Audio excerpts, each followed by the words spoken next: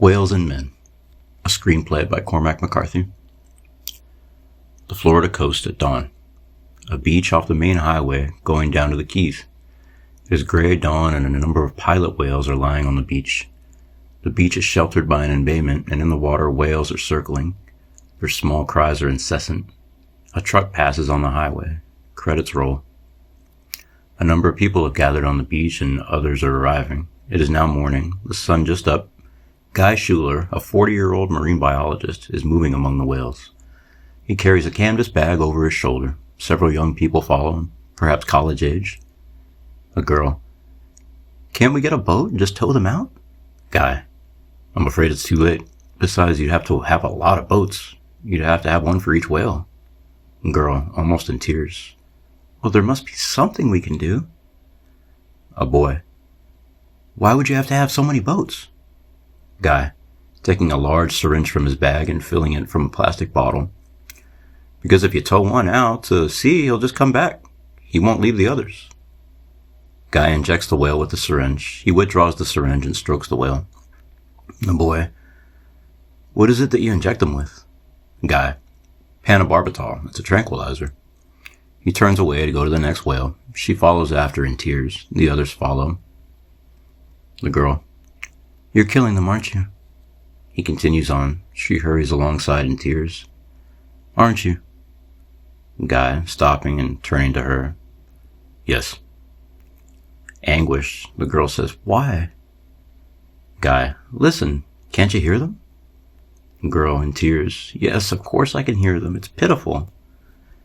Guy, these animals have been here since 11 o'clock last night. That was high tide. Even if we could get them back into the water, they wouldn't live. There are now 17 of them on the beach. High tide is in another 3.5 hours. By this afternoon, there could be 50 whales dying here. If you want to help, get your friends together and try to keep the other whales still out in the bay from beaching themselves until these have all been sedated. The girl, but why? I don't understand. You could try to save them.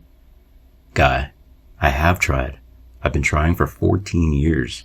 Look, don't you see them out there? They won't leave. As long as there is one whale alive on this beach crying out in distress, they will not leave. They will continue to try to come back to its aid until it is dead. By Thursday, there could be 300 animals dying here. The girl, but why? They're supposed to be so smart. Guy, no one knows why. No one knows anything about them. Can't you understand? They're like Martians. What do you want me to tell you? Their love for one another overcomes all reason. They're not like other animals. They won't abandon one another. They won't allow any one of their kind to die alone. Not as long as He looks away. He looks back at her. Softly. If you want to help, get your friends together. Explain what's happening. Let's try to save the ones that are still alive out there. On the beach at mid-morning, 20 young people are splashing about in the water, heading off. The pilot whales that are trying to get to the beach. Some older people have gathered about one of the dying whales. He opens his eye and looks at them. Reflected in the eye, the people are distorted of face and figure. They lean closer. Then the eye closes again. On the beach at dusk, people are beginning to drift away. A car horn blows. Voices. A voice. Let's go, Jerry. It grows dark. Some people build a fire. There's some singing on the beach. Just a few people around the fire. Later, the fire dies down. The whales are dark forms on the beach, and 200 yards away are the lights of the cars passing on the highway. You can hear the traffic, and we can hear the gentle surf in the bay. A truck passes. The water is dark. The calls of the whales in the sea beyond are intermittent and very lonely. The credits end.